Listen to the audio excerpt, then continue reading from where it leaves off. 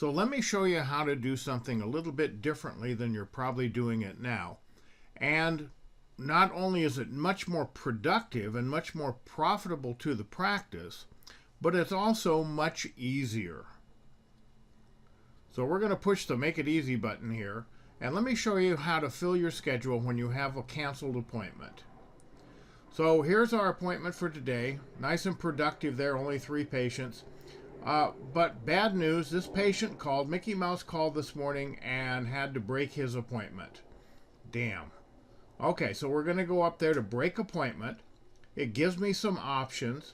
I want to keep it in the appointment book for right now because I want everybody else in the office to know that I have a broken appointment. So I'm going to leave it on the appointment book, but I'm going to put my notes in there. It created this little window. I always want a date stamp, and the more notes you put in here and the more complete the notes are, the better. Okay? Why did Mickey cancel? This is going to make a difference because we're going to move him to the unscheduled list pretty soon, and when we get around to calling him back, or using this little feature I'm going to show you in just a second, we want to know why he didn't show up the last time.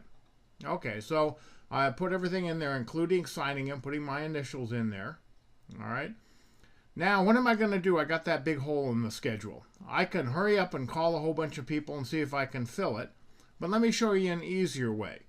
What I'm going to do is right mouse click on the schedule, go down to the bottom, and text somebody on the ASAP list. So if I click on that, here's a list of everybody on my ASAP list. I only have one person there, but by some strange coincidence, Donald Duck needs to have implants done, and you see the length of the appointment there. This is something new in the latest version of Open Dental. You didn't have that length in there before. And another coincidence, he wants to come in on Thursday afternoons. That's great. All I'm going to have to do is select as many people as I want from that list, click on send. Here's what I'm going to send out. And in this case, I want to send both a text and an email. All right, but I can have either and or. Okay, so there we go. Boom, it's gone.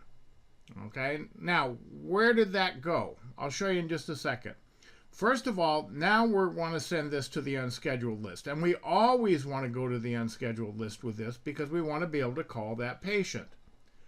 Where'd they go? Well, Donald got a text on his cell phone that looks like that with a link in there. So Donald can click on the link. I'm going to show you instead what it looked like in the email. So there's the email. I click on that link right there. Takes Donald to this secure website. There's the appointment right there. Okay, he clicks on that, shows the time. Donald says, yeah, I think that looks pretty good. He can decline the appointment if he wants. He can also click down there and say, don't bug me anymore. But when he clicked OK, it's going to send him this little message that the appointment was moved. So he now has an appointment this afternoon. And he's going to get an automatic reminder from Open Dental the way we have it set up. If I had several people and Donald got it first and somebody else tried to take that appointment, it's going to say, sorry, you lost, too late. So no harm, no foul there. So it's just going to let them know that appointment is no longer available. Now, look what happened. There's Donald Duck in there. I didn't do that. Donald made his own appointment. When he clicked on that link and said, I accept, it automatically put him in that appointment book. I was busy up there checking out Daisy.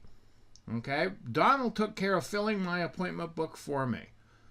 Isn't that handy? Now let's go back and look at the ASAP list. I told you Donald was the only one that's on there, so now I don't have anybody on there anymore. How do you get patients on the ASAP list? Really easy. If you double click on the appointment, now let's pretend we're making this appointment, and we go up there to the ASAP box. All we have to do is click there. But don't forget to put your notes in here. Don't forget to ask the patient, if I get a sooner appointment, would you like me to give you a call?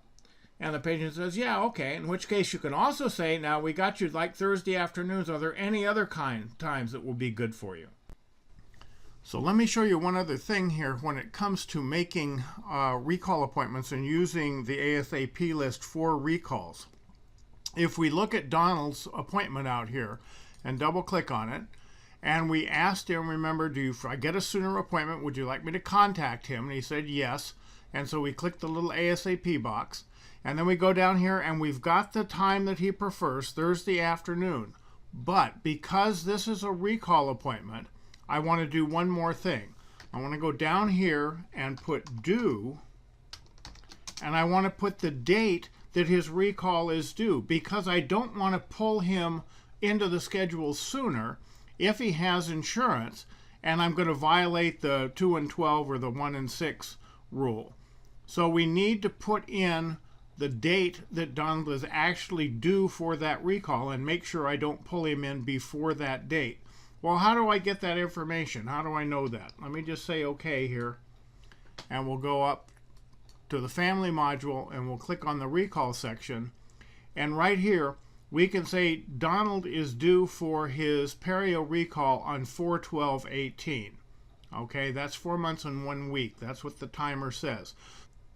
So we won't pull Donald in too soon and deny payment from his insurance.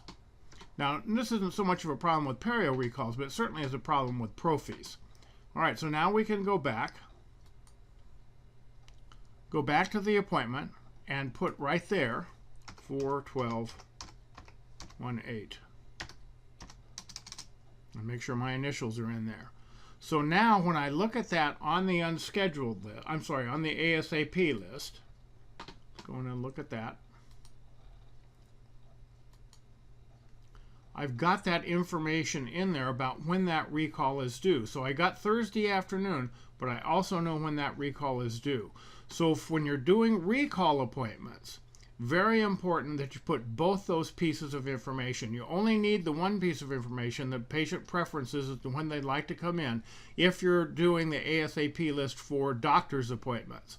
But when you're doing them for recall appointments, you need to be sure that recall due date is in there. So you can use this ASAP list to very quickly fill your schedule, both for doctor time and for hygiene time. Just be sure in the appointment notes that you not only put the patient preferences, but if this is for a recall appointment, that you put the due date. So this is part of the Eservices in Open Dental, which is $135 a month more than their standard support.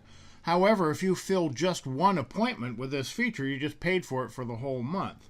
And in addition, the Eservices will do your appointment confirmations, your recalls, all sorts of really handy things. So well worth the $135.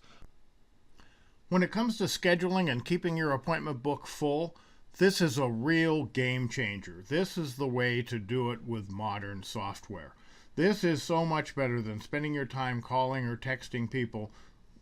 It's all automatic. The patients do the work and fill your schedule and fill up those holes.